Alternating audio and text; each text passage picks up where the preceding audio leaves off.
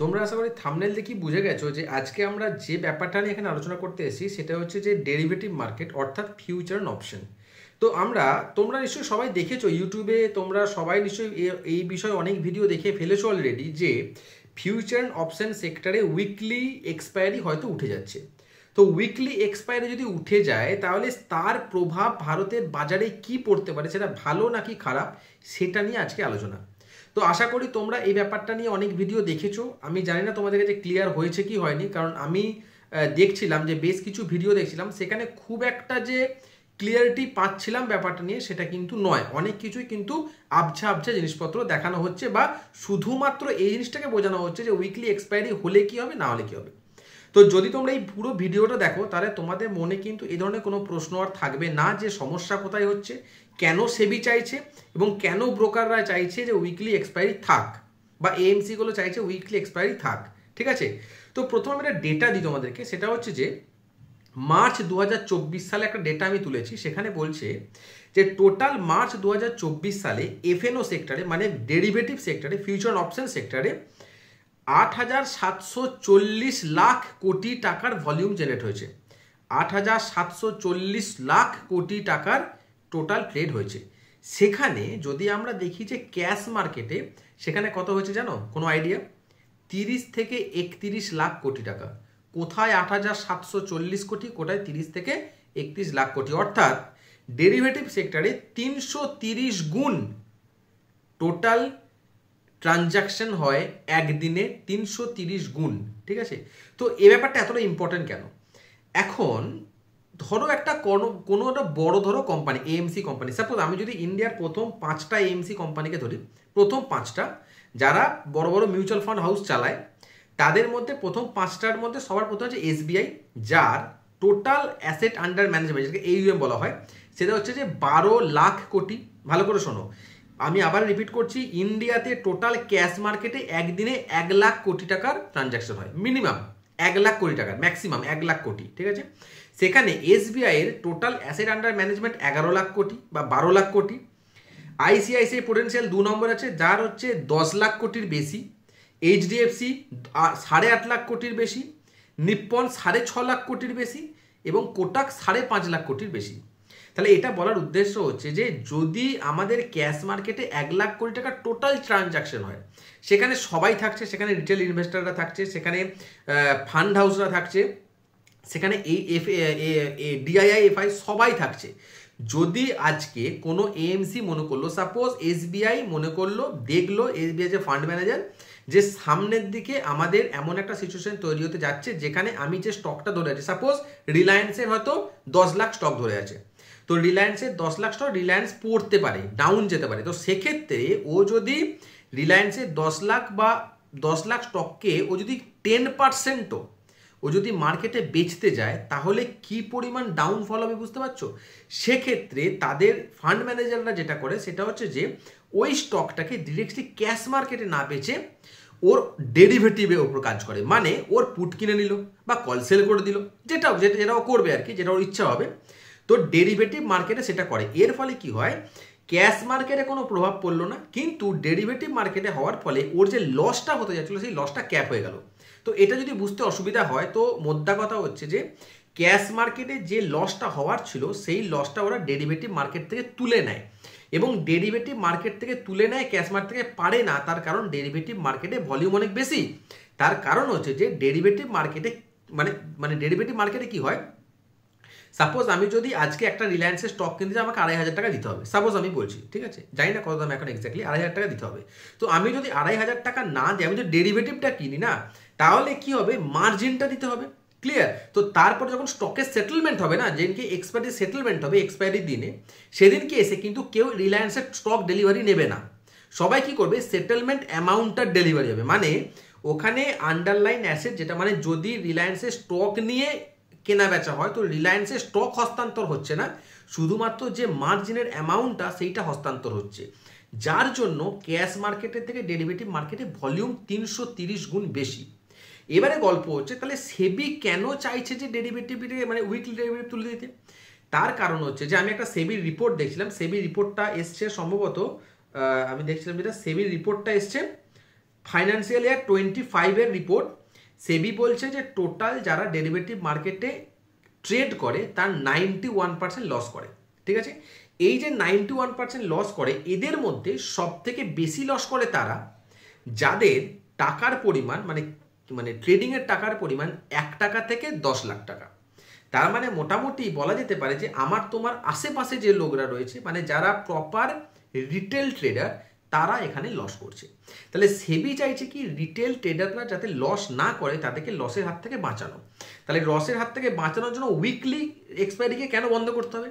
কারণ weekly expiry হলে কি হয়, সেখানে গ্যাম্বলিং চলে আসে। মানে আজকে আমার শুরু হলো, 1 সপ্তাহের মধ্যে 5 দিনের ভেতরে আমার এক্সপায়ারি আছে।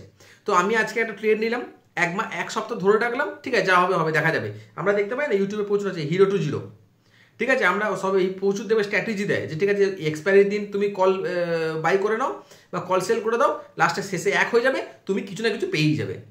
তো এই ধরনের যে স্ট্র্যাটেজিগুলো, এই যে স্পেকুলেশনগুলো এইগুলো থেকে মুক্তি পাওয়ানোর জন্য কিন্তু সেবি চাইছে যে যাতে রিটেল ইনভেস্টরদের পার্টিসিপেট কম হয়।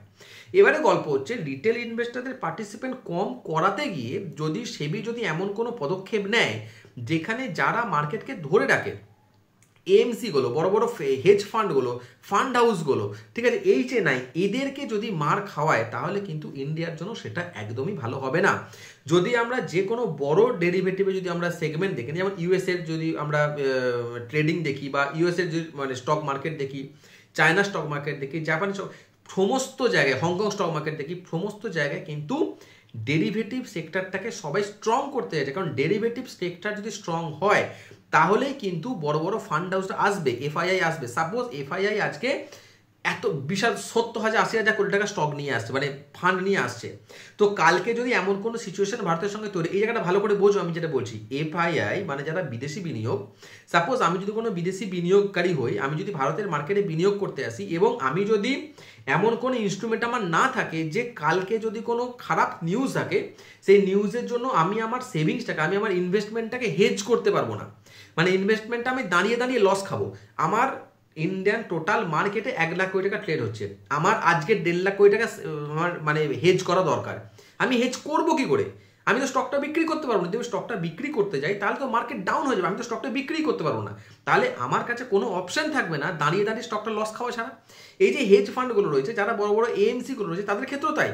তাদের যদি কনভিকশন থাকেও যে আমি পরের মাসে বা কিছুদিনের মধ্যে মার্কেট ডাউন যেতে পারে, তো আমি সেখানে স্টক বিক্রি করতে পারবো না, কারণ আমার কাছে লিকুইডিটি নেই। হেজ ফান্ড বা এই ধরনের এএমসিগুলোর জন্য লিকুইডিটি প্রয়োজন, যে লিকুইডিটি কিন্তু ক্যাশ মার্কেট দিতে পারেনি, ইন্ডিয়া ক্যাশ মার্কেট দিতে পারে না। কাজেই সেই জায়গায় এফএনও সেক্টরকে কিন্তু ঠিকঠাক রাখতেই হবে, তার স্ট্রেংথ বাড়াতেই হবে। তাহলে যারা রিটেল ইনভেস্টর তাদেরকে আমরা বাঁচাবো কী করে? সিম্পল প্রশ্ন, সোজা সাপটা জিনিস। রিটেল ইনভেস্টারদের ওইভাবে আটকানো আমার মনে হয় না পসিবল।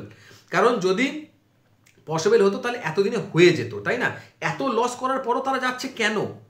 কারণ কম টাকায় ট্রেড করা যায়। তাহলে যেটা ব্যারিয়ার লাগাতে হবে, যেটা তোমার আমার সবসময় দেখতে পাচ্ছি কি লোকে অপশন বাই করতে যায় কেন? কারণ কম টাকায় হয়। যেটা সেল করতে অপশন একটা লট সেট করতে 1 লাখ টাকা 1.5 লাখ টাকা লাগে, সেখানে একটা লট বাই করতে 10,000 টাকা লাগে, 8,000 টাকা লাগে। তো সবাই কি করে, আমি একটা লট বাই করবো, 10,000 টাকা লাগাবো, আরে 2 ঘন্টার মধ্যে 15,000 টাকা নিয়ে বেরিয়ে চলে আসবো। এই তো চলে। এই তো বড় বড় সব মানে বড় বড় এক্সপার্টরা বলে আমি 3 লাখ টাকা 3 কোটি টাকা রেখেছি সকালে, আমার যখন আমি বিকালে আসছি 50,000 টাকা বা 50 লাখ টাকা আমি প্রফিট কামিয়ে নিলাম। অত সোজা, অত সোজা। বড় বড় ব্যাংক উজাড় হয়ে যাচ্ছে এফএনওতে, ঠিক আছে, কি আর বলবো, থাক, ওসব বলতে গেলে অনেক কথা বলা হয়ে যাবে। যাই হোক, যে ব্যাপারটা আমি বলতে যাচ্ছিলাম যে হেজ ফান্ডগুলোকে যদি ইন্ডিয়ান স্টক মার্কেটকে বাঁচাতে হয় তাহলে কিন্তু ডেফিনেটলি এফএনও সেক্টরকে, ডেরিভেটিভ সেক্টরকে আমাদের রাখতেই হবে। সেক্ষেত্রে আমরা যেটা করতে পারি সেটা হচ্ছে যারা রিটেল ইনভেস্টার রয়েছে না, তাদেরকে আমরা বাইপাস করতে পারি, মানে আমরা একটা ব্যারিয়ার দিতে পারি। ঠিক আছে, যদি তোমাকে স্টক মার্কেটে তোমার যদি ব্রোকার, তোমার যদি দেখা যায় যে তোমার 2-3টে জায়গা আছে। 1, তোমার নির্দিষ্ট পরিমাণ টাকা থাকতে হবে। 2, তোমার ইনকাম স্টেটমেন্টে এই টাকা তোমাকে দেখাতে হবে তোমার ইনকাম আছে। 3 নাম্বার, তোমার এক্সপিরিয়েন্স আছে।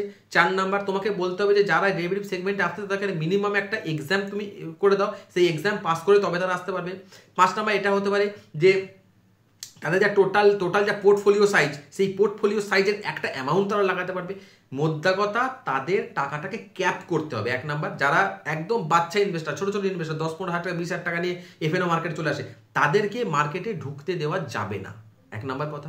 2 নাম্বার কথা হচ্ছে যে তোমাকে মার্কেটে ঢুকতে গেলে মিনিমাম একটা এডুকেশনাল কোয়ালিফিকেশন রাখতে হবে বা কোনো একটা পরীক্ষা রাখতে হবে, যাতে করে তুমি স্টক মার্কেটে আসার সময়, এফএনও মার্কেটে আসার সময় তোমাকে একটা ক্লিয়ার কাট ইন্ডিকেশন থাকে যে মার্কেটটা কাজ কীভাবে করে, আমি স্টক মার্কেটে যখন এফএনওতে লাগাবো আমার কাজ কিভাবে হবে এবং এতে রিস্ক কতটা। ঠিক আছে, সো কল্ড গুরুদের কথা শুনে চলে আসা থেকে বাঁচাতে হবে, তবে কিন্তু ইন্ডিয়ান মার্কেটে কিন্তু রিটেল ইনভেস্টাররা কিন্তু নিজেদের পজিশনকে ঠিকঠাক রাখতে পারবে। আমার মনে হয় না যে হেজ ফান্ডগুলোকে বা বড় বড় ইনভেস্টারগুলোকে এইভাবে মানে ক্ষতির মুখে ফেলাটা সেবির খুব একটা ওয়াইজ ডিসিশন হতে পারে। ঠিক আছে, তো যদি বলা হয় যে আমার উইকলি স্টেটমেন্ট, উইকলি এক্সপায়ারি আমার বন্ধ হয়ে যাবে, তাহলে সব থেকে যারা ক্ষতিগ্রস্ত হবে 2-3টা ব্যাপার। এক, ইন্ডিয়ান মার্কেটের লিকুইডিটি শেষ হয়ে যাবে। ইন্ডিয়ান মার্কেটের লিকুইডিটি শেষ হয়ে গেলে যারা এএমসি রয়েছে তারা না চাইতেও ক্ষতির মুখে পড়বে। যে মিউচুয়াল ফান্ড আমি ইনভেস্ট করে রেখেছি, তুমি ইনভেস্ট করে রেখেছো, সেই মিউচুয়াল ফান্ড তাদের ফান্ড ম্যানেজারের এফিসিয়েন্সি থাকা সত্ত্বেও তাদের হাতে কোনো অপশন থাকবে না লস করা ছাড়া, যদি লিকুইডিটি না থাকে।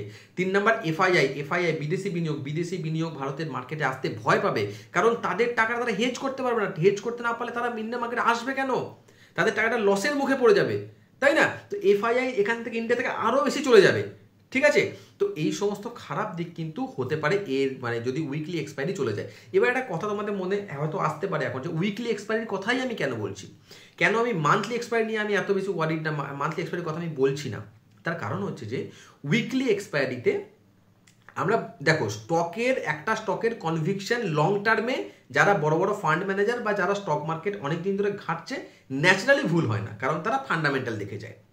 কাজেই কিন্তু কিছু কিছু ব্যাপার তো থাকে, ধরো আজকে আমি কোনো স্টক কিনে রেখেছি, আমার তো ইচ্ছা থাকবে যে আমি স্টকের রিস্কটাকে মিটিগেট করব, কমাবো, তাই না? সেক্ষেত্রে যদি আজকে সাপোজ কোনো একটা যুদ্ধ লেগে গেল, তো যুদ্ধ লাগার ফলে তার এফেক্ট কখন পড়বে? প্রথম 3-4 দিন, তারপর তো ঠিক হয়ে যাবে, ঠিক কি না? তো এই প্রথম 3-4 দিনে যদি আমি আমার স্টকটাকে বাঁচিয়ে নিতে পারি, দেন আমি কেন বাঁচাবো না?